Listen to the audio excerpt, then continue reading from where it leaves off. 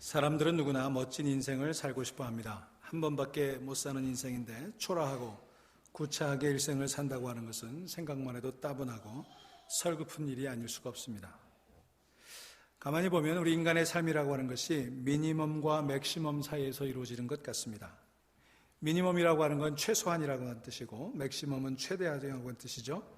다시 말하면 최소한 이 정도는 해야 되고 또 최대한 이 한계는 넘지 말아야 된다라고 하는, 그러니까 꼭 필요한 범위 안에서만 살아가는 것이 우리 인생인 것 같습니다. 대부분의 사람들은요, 이와 같이 필요한 만큼 살려고 하지 필요 이상으로 또는 필요 이하의 삶을 살려고 하지 않습니다.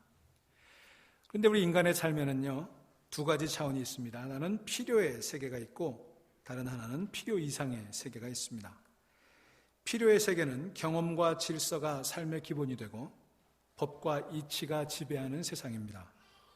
반면에 필요 이상의 세계는 상상력과 직관이 삶의 기초가 되고 포용과 긍정이 그 특징인 세계라고 할 수 있습니다.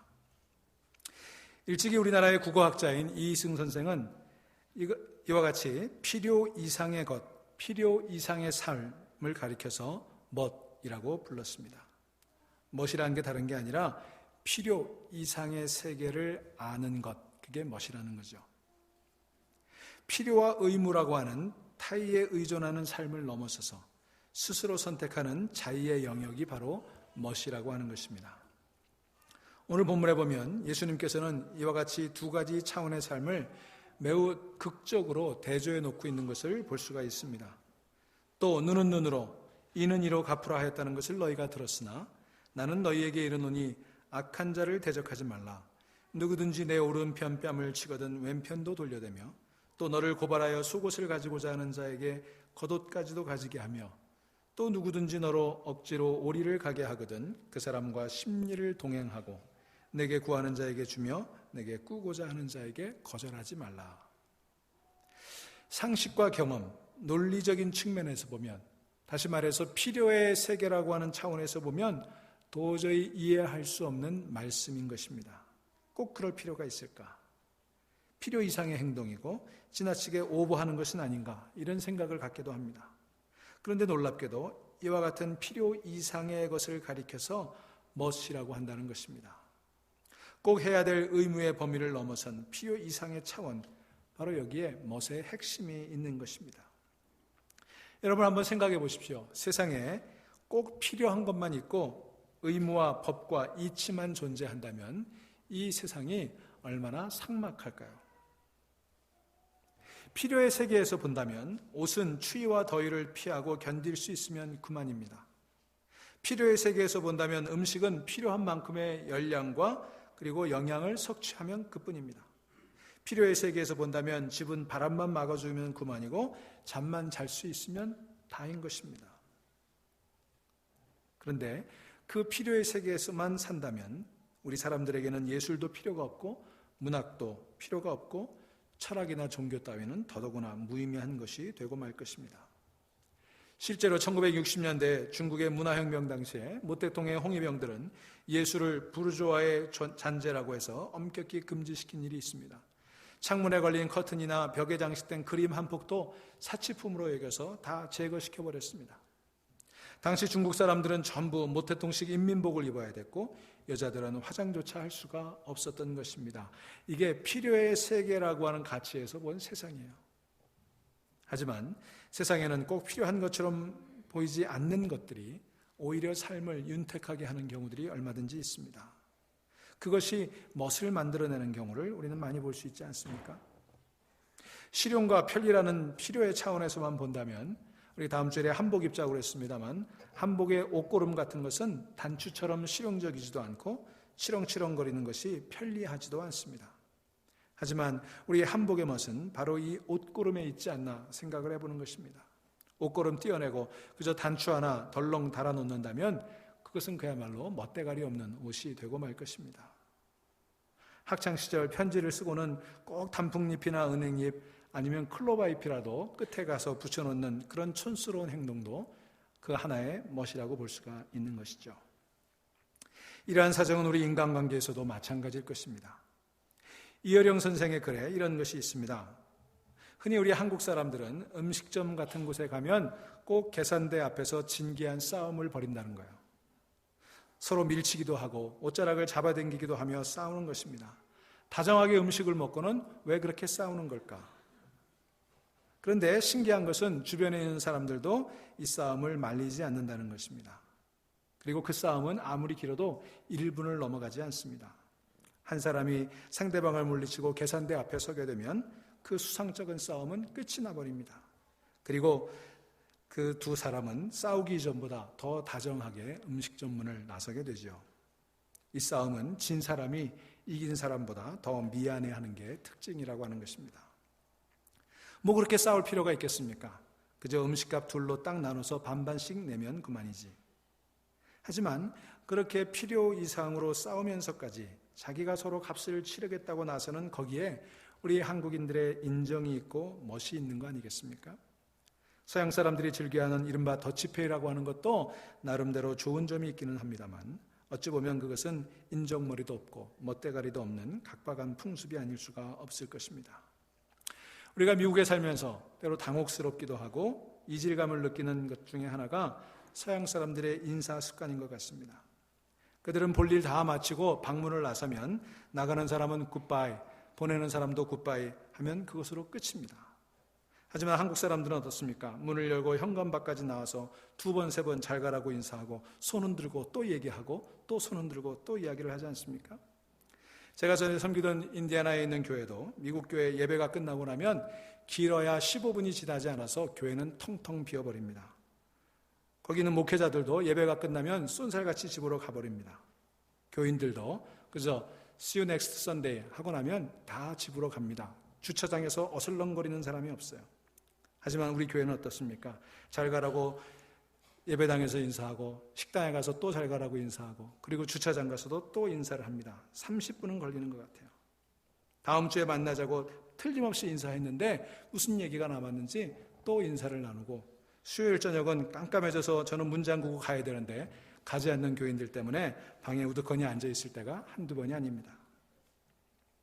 하지만 그런 속에 우리는 정이 쌓여가고 그런 것들이 우리들만의 멋이 아니겠습니까?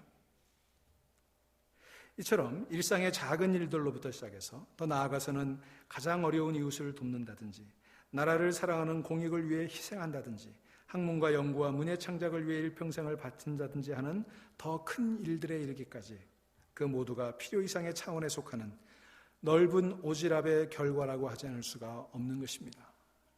이웃을 돕지 않았다고 감옥에 가지 않습니다. 학문 연구나 문의 창작을 납세나 병역처럼 국민의 기본적 의무로 헌법에 규정한 나라들은 없습니다. 그 모든 것이 필요 이상의 차원에 속하는 일들 아니겠습니까? 하지 않으면 그만인 것들입니다.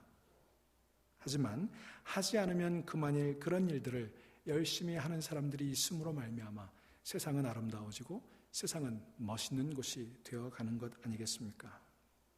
그런 의미에서 우리의 신앙생활이야말로 세상에서 의무적으로나 법적인 필요의 영역을 넘어서는 인생의 으뜸가는 멋이라고 할 수가 있을 것입니다. 세상에는 대략 세 종류의 사람이 있다고 그러죠. 첫째는 마땅히 해야 될 책임과 의무조차도 다하지 못하는 사람이 있습니다. 한마디로 사람 구실을 못하는 사람이 있습니다. 두 번째로는 반드시 해야 할 일, 꼭 필요한 일에는 충실하지만 그 이상을 넘어가지 않는 멋대가리 없는 사람이 있습니다. 그런가 하면 마지막으로 꼭 필요한 일은 아니더라도 의무와 상식과 법치를 넘어서서 멋지게 살아가는 그런 사람들이 있습니다. 우리 그리스도인들은 바로 이 세 번째 유형의 사람이 되어야 하지 않을까요? 우리 그리스도인들은 모두가 인생의 맛을 알고 필요의 차원을 훨씬 넘어서서 세상 사람들이 부러워하고 고마워하고 오래도록 기억되는 그런 멋진 사람들이 되어야 할 것입니다. 우리 중앙교회 교인들이 이런 멋있는 교인들, 멋있는 인생을 살아가는 여러분 될 수 있기를 주의 이름으로 축원합니다. 만약 우리가 예수 믿는다고 하면서도 세상 사람들의 눈에 별로 부러워할 것들도 없고 멋대가리도 없는 그런 매력 없는 사람들로 인식이 된다면 얼마나 안타까운 일이겠습니까? 왜 오늘날 그리스도인들이 그런 사람으로 기억되는 걸까요? 요즘처럼 기독교가 흥왕하면서도 오히려 세상 사람들에게 지탄이 대상이 되고 기독교가 개독교라고 하는 오명을 뒤집어 쓴 이유는 물론 교회를 넘어뜨리려는 사탄의 술수에 기인한 바가 크겠지만 그러나 무엇보다도 그 이유는 기독교인들이 너무나 이기적이고 위선적이고 독선적이고 배타적이고 공격적이라는 데 있습니다. 교회가 세상을 걱정해야 될 형편인데 오히려 세상이 교회를 걱정하는 그런 지경이 되었습니다. 그 이유가 무엇일까요? 저는 그 이유를 세 가지로 생각해 보았습니다. 첫째는 신앙을 피할 수 없는 의무로, 하지 않으면 안 되는 책임으로, 그래서 결국은 부담스러운 짐으로 여기면서 신앙생활하는 사람들이 많기 때문이라고 봅니다. 자유와 기쁨의 복음을 믿고 따른다고 하면서도 꼭 해야 되는 필요의 상한선을 넘어서는 멋진 인생을 사는 것이 아니라 마치 억지로 책상머리에 앉아서 겨우 숙제나 하는 그런 학생들처럼 신앙생활을 하고 있는 사람이 얼마나 많은지 몰라요. 그렇게 안 하면 벌을 받아야 하는 법적 요구로 하고 있기 때문에 세상 사람들에게 비친 우리 그리스도인들의 모습이 매력도 없고 감동도 주지 못하는 멋없는 집단으로 인식되어 버린 것입니다. 옛날 유대교의 바리새인들과 서기관들이 그런 사람들이었습니다. 그들은 얼마나 종교적으로 열정적인 사람들이었습니까? 얼마나 신앙에 충실한 사람들이고 철저한 사람들이었습니까? 안식일을 엄수하고 11조를 바치고 한 주간에 2번씩 금식하고 정해진 시간에 어김없이 기도하는 경건한 사람들이었습니다. 그런데 왜 세상 사람들은 그런 바리새인들에게 등을 돌리고 그저 무명의 거리 예언자에 불과했던 예수님에게로 몰려들었을까요? 그것은 그들의 신앙은 스스로 우러나와서 하는 감사와 기쁨의 것이 아니라 법적인 의무로 하는 신앙생활이었기 때문입니다. 가령 안식일에는 아무것도 하지 말아야 된다는 법조문을 지킬 줄만 알았지, 안식일에도 죽어가는 병자가 있으면 고쳐주는 것이 더 귀한 일인 줄을 그들은 알지 못했습니다. 11조를 꼬박꼬박 떼어 바치며 율법을 지키는 것만 알았지, 자기의 소유를 송두리째 바친 가난한 과부의 동전 두 푼이 얼마나 귀한 줄을 그들은 미처 알지 못했습니다. 기도할 때 많은 사람들이 모이는 넓은 저작거리에서 하늘을 우러러 두 팔을 치켜들고 자랑스럽게 큰 소리로 기도할 줄만 알았지, 골방에 들어가 문을 닫아 걸고 은밀한 중에 보시는 하나님 앞에 겸손히 무릎 꿇고 기도하는 것이 더 귀한 줄은 한 번도 생각해 보지 않았던 것입니다. 구제할 때 사람들 앞에서 그것을 과시해서 칭찬을 듣고 생색을 내는 데만 이골이 났지, 오른손이 하는 것을 왼손이 모르게 하는 숨은 봉사가 얼마나 귀한 일인지를 그들은 미처 상상조차 하지 못했던 것입니다. 그러니 그처럼 열성으로 경건하게 율법과 계명을 지켜 행하고서도 사람들 보기에는 아무런 매력도 멋도 없는 그런 사람들로 인식이 되어버렸던 것입니다. 신앙생활은 그렇게 법적 의무로 마지못해 짐스럽게 하는 것이 아닙니다. 그렇게 하게 되면 멋도 매력도 감동도 다 없어지고 마는 것입니다. 오늘의 한국 교회들이, 오늘의 한국 그리스도인들이 바로 이런 모습으로 세상에 비치고 있지는 않는지요. 두 번째 이유는 이런 것입니다. 우리가 신앙생활을 너무나 공리적으로 하고 있기 때문에 그렇습니다. 신앙을 통해서 뭔가 유형의 대가를 얻겠다는 생각이 우리를 지배하고 있어요. 실속을 차리기를 기대하고 있는 것입니다. 흔한 말로 예수 믿고 교회 나가면 부자가 된다더라, 죽을 병도 낫는다더라, 무병장수한다더라, 자손이 번성한다더라, 이런 식의 공리적 목적을 가지고 신앙생활을 한다면 세상 누가 그런 개걸스러운 그리스도인들을 부러워하고 멋이 있다고 존경하겠습니까? 여러분 잘 들으세요. 예수 믿는다고 그렇게 되지 않을 뿐만 아니라, 혹시 그렇게 기대하셨다면 실망스러워도 할 수 없어요. 그렇게 되지 않을 뿐만 아니라 혹시 그렇게 된다고 하더라도 그것은 참된 신앙이 아니오시다. 그것은 저속한 무속들의 무당 신앙과 아무 다를 바가 없는 것입니다. 서울 간 도련님과 정혼한 여인이 그 도련님 오시기를 기다리면서 금가락지 하나 사다 주시겠지, 뉴똥 치마라도 한 벌 사다 주시겠지, 코티분이라도 한 갑 사오시겠지 이러고 있다면 그 여인의 기다림이 어찌 아름다운 기다림이 될 수 있을까요? 여러분, 하나님을 믿고 예수님을 따르는 우리들의 신앙도 마찬가지입니다. 주님께서 나를 위해 십자가에 죽으셨으니 나 또한 주님을 위해 죽도록 충성하고 목숨을 바쳐도 아깝지 않다, 이렇게 믿고 이 신앙의 길에 나선 사람이야말로 정말 멋있고 존경스러워 세상 사람들이 흠모할 수 있는 그런 기독교인들이 아니겠습니까? 그러나 유감스럽게도 오늘의 기독교 신앙은 이런 멋도 매력도 감동도 다 없어진 개걸스럽고 탐욕스러운 허욕에 사로잡혀 있는 것을 우리는 개탄해야 하지 않을 수가 없습니다. 우리가 세상에게 조롱받는 또 다른 이유는 이것입니다. 꼭 해야 될 법적 의무를 넘어서 필요 이상의 높은 차원에 살아야 할 신앙의 사람들이 사실은 신앙이 없는 세상 사람들의 상식적인 수준에도 미치지 못하고 있다는 것입니다. 여러분, 우리는 세상 사람들의 상식조차도 교회에서 지키고 있지 않아요. 여러분, 우리 그리스도인들이 얼마나 예의 없는 사람인 줄 아세요? 남을 배려하는 마음도 없어요. 여러분, 세상에서 화해와 평화의 모범을 보여야 될 교회가 싸움이 그치지 않는 싸움터로 소문이 나 있습니다. 마땅히 민주적이어야 할 교회가 질서도 없고 목사의 독재나 아니면 장로의 독재로 피폐해져 가고 있습니다. 재물과 하나님을 겸하여 섬길 수 없는 교회가 막대한 돈으로 화려한 교회당을 짓는 일에 혈안이 되어 있고, 그 이권을 둘러싼 멱살잡이와 또 세상 법정에서의 소송이 끊이지 않고 있으니 교회가 어찌 세상 사람들에게 매력 넘치고 감동을 주는 교회가 될 수 있겠습니까? 더 열거해봐야 누워서 침 뱉기일 뿐이고, 저 또한 남을 그렇게 비난하면서 나는 마치 예외인 양 가식을 감추는 위선자가 될 수 있어 더 이야기는 하지 않겠습니다만, 저의 바람이 있다면 교회야말로 상식이 통하는 곳이었으면 좋겠다는 그런 생각을 해보게 됩니다. 여러분, 신앙이란 무엇입니까? 그것은 법적 의무를 넘어서서 안 해도 누가 뭐라고 하지 않을 필요 이상의 차원에서 사는 것 아니겠습니까? 즉, 멋으로 사는 것을 의미하는 거예요. 여러분, 멋으로 사는 여러분들 될 수 있기를 주의 이름으로 축원합니다. 세상의 이해타산적인 견지에서 볼 때는 그것이 손해되는 것일지 모릅니다. 오리를 가는 것만 해도 어딘데 구태여 십리를 갈 이유가 어디 있겠습니까? 속옷을 주는 것만도 큰 희생인데 겉옷까지 주는 오지랖은 무슨 소용이 있습니까? 한쪽 뺨을 맞고 참는 것도 속이 부글부글 끓을 일인데 다른 쪽도 대라니 이게 무슨 청승이란 말입니까?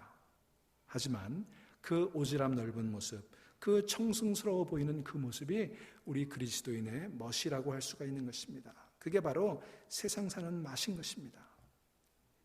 법치와 이치와 상식과 경험의 세계를 넘어서는 것, 이게 그리스도인의 모습이고 이게 교회의 모습이 되어야 되는 것입니다. 그런 의미에서 우리 예수님은 정말 멋진 분이었습니다. 우리 예수님은 참 오지랖이 넓은 분이었습니다. 죄악으로 가득 찬 세상 그대로 망하도록 내버려 두셔도 될 것을 굳이 하늘 보좌까지 버리시고 저 낮고 낮은 초라한 베들레헴의 말그 위에 갓나라기의 모습으로 오실 게 뭡니까? 하나님을 마음에 두기 싫어하고 자기가 인생의 주인이 되어 제멋대로 살겠다고 으스대다가 인생 다 말아먹고 세상까지도 다 망가뜨린 천덕꾸러기 우리들을 그대로 내버려 둔다고 한들 매정하다 할 것도 아닌데 한사코 그런 인류의 구원을 위해 십자가를 지실 필요까지 있었을까요? 필요의 세계에서 보면 전혀 필요 없는 일들이었습니다. 회개하라, 천국이 가까웠다, 그렇게 경고만 해주시고 나머지는 너 알아서 해라, 그래도 감사할 건데 회개하지 않는 양심에 화인맞은 우리들을 대신해서 당신이 세상 죄를 다 짊어질 필요까지 무엇이 있었단 말입니까? 도저히 친구할 만한 구석이라고는 눈을 씻고 찾아봐도 찾을 수 없는 우리 같은 부족한 인생들을 친구라고 불러주신 것도 감사한데 그 친구를 위해 목숨을 내어주는 것이 가장 큰 사랑이라 말씀하신 당신 말씀을 손수 지키시겠다고 신이 우리를 위해 목숨을 내어주셨으니 그 오지랖 넓은 사랑을 받은 우리는 도대체 어찌 그 사랑을 갚을 수가 있을까요? 우리 예수님은 그런 분이셨습니다. 굳이 만지지 않아도 될 문둥병자를 만져주신 분이었습니다. 굳이 그렇게 안 하셔도 될 텐데 침으로 진흙을 개어 소경의 눈에 발라주셨습니다. 굳이 상종하지 않아도 될 세리와 창녀들을 일부러 초대하시고 그들의 식탁에 굳이 찾아가셔서 앉으셨다가 온갖 비난을 다 받으셨습니다. 하루 이틀 그렇게 산 것도 아니니 하루 더 그렇게 산다고 해도 아무 문제가 될 것이 없는 그 손마른 병자를 굳이 안식일인 오늘이 아니라 내일 고쳐주셔도 그것만으로도 큰일이고 감사할 일인데 하필이면 두 눈 부릅뜨고 지켜보는 그 율법학자들과 바리새파 사람들 앞에서 그 손마른 사람을 굳이 회당 한가운데로 불러내어 고쳐주실 일이 무엇이란 말입니까? 수십 년을 그렇게 살았으니 하루를 더 그렇게 살아도 된다는 것이 우리들의 상식이었지만 수십 년을 그렇게 고통받았으니 하루도 더 그렇게 고통받게 내버려 둘 수 없다고 생각한 게 우리 예수님의 마음이었던 것입니다. 자기들이 좋아서 따라왔으니 식사 정도는 자기들이 해결해야 된다는 것이 제자들의 상식이었습니다.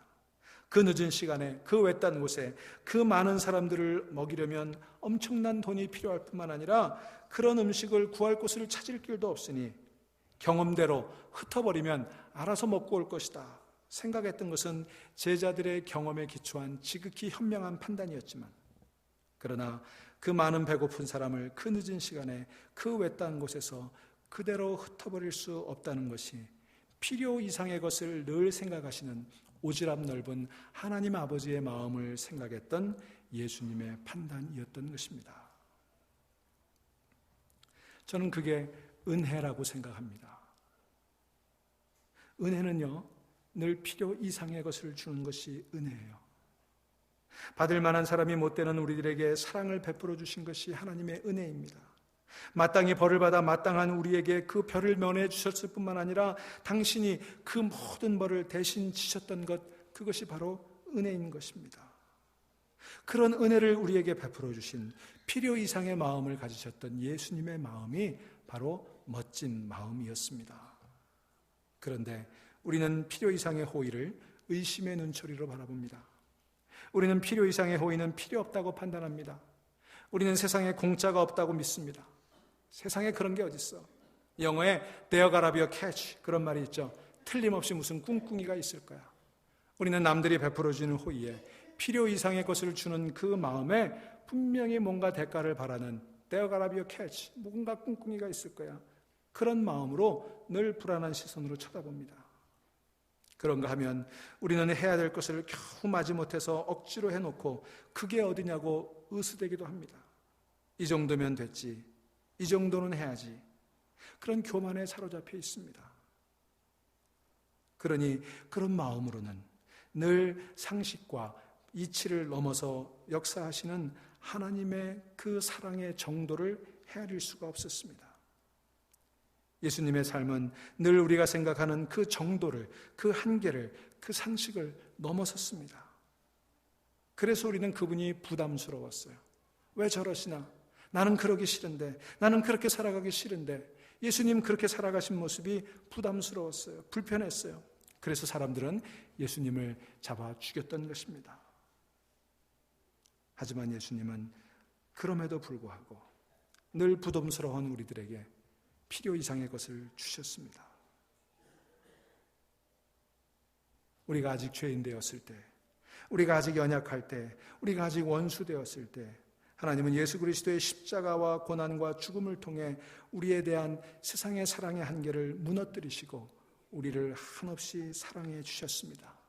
그 오지랖 넓은 사랑, 한편으로 보기에는 낭비처럼 보이죠. 한편으로 보면 사치처럼 보이지 않습니까? 여러분 어떠세요? 세상에서도요, 이 멋은요 늘 사치처럼 보이기 쉬워요. 낭비처럼 보이기 쉬운 거예요. 마시는 물을 달라는 지나가는 나그네에게 물만 주면 그만이지, 버드나무를 띄워주는 그 여인의 그 멋을 사치와 낭비로 보는 시각들이 우리에게 있는 것입니다. 하지만 세상은 목마른 과객에게 물만 주는 것이 아니라 급하게 물을 먹을 것을 염려해서 버드나무를 띄울 줄 아는 그 멋 때문에 세상은 살만한 세상이 된 것입니다.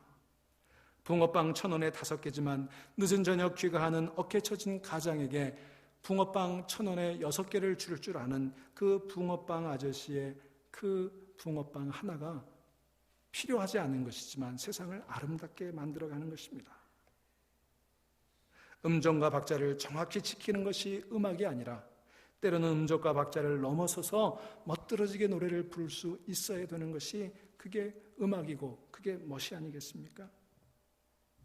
음식점에서 음식을 먹고 팁을 계산할 때 계산기로 15%를 두드린 후에 뒤에 남은 것을 반 올림해야 될지 반 내림해야 될지 망설이는 것은 세상을 멋있게 살아가는 모습이 아니에요.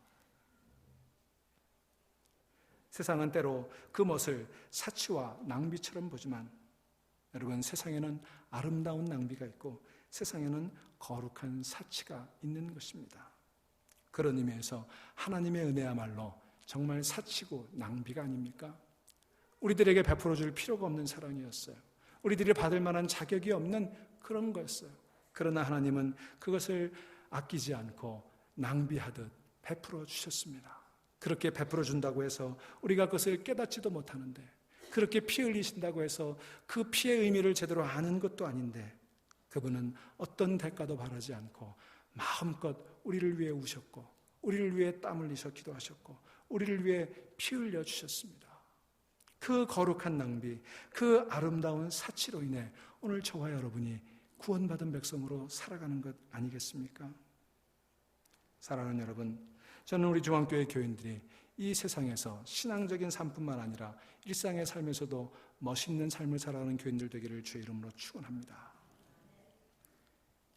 세상에 꽃이 며칠 지면 져버릴지라도 아내를 위해 퇴근길에 꽃 한 송이 살아갈 줄 아는 그런 남편들, 멋있는 남편들 되시기를 주의 이름으로 축원합니다. 그런 남편에게 쓸데없이 꽃은 왜 사왔느냐고 핀잔이나 주는 그런 멋없는 아내가 아니라 그것을 감사하게 여겨서 아름답게 꽂을 줄 아는 그런 멋진 아내들 되기를 주의 이름으로 축원합니다. 남자들 아멘. 여러분, 우리 살아가기가 고달프지만, 이민의 삶이 정말 찌들 수밖에 없지만, 그 찌들어가는 삶 속에서도 정말 필요한 것 이상의 것들을 생각하며 때로는 넉넉한 마음으로 15% 계산하지 말고 20% 계산해서 팁을 줄 줄 아는 그런 멋진 중앙교인들 되면 얼마나 좋을까요? 무엇보다도 우리를 위해 아름다운 낭비, 거룩한 사치를 마다하지 않으셨던 하나님의 은혜와 사랑을 마음속에 새기며 언제나 그 멋진 하나님을 믿는 우리, 그 멋진 예수님을 구주로 고백하는 제자로서 우리의 삶은 이 정도가 아니라 우리의 상식, 우리의 한계, 우리의 경험을 넘어서는 멋진 인생들로 꾸며질 수 있기를 주의 이름으로 축원합니다.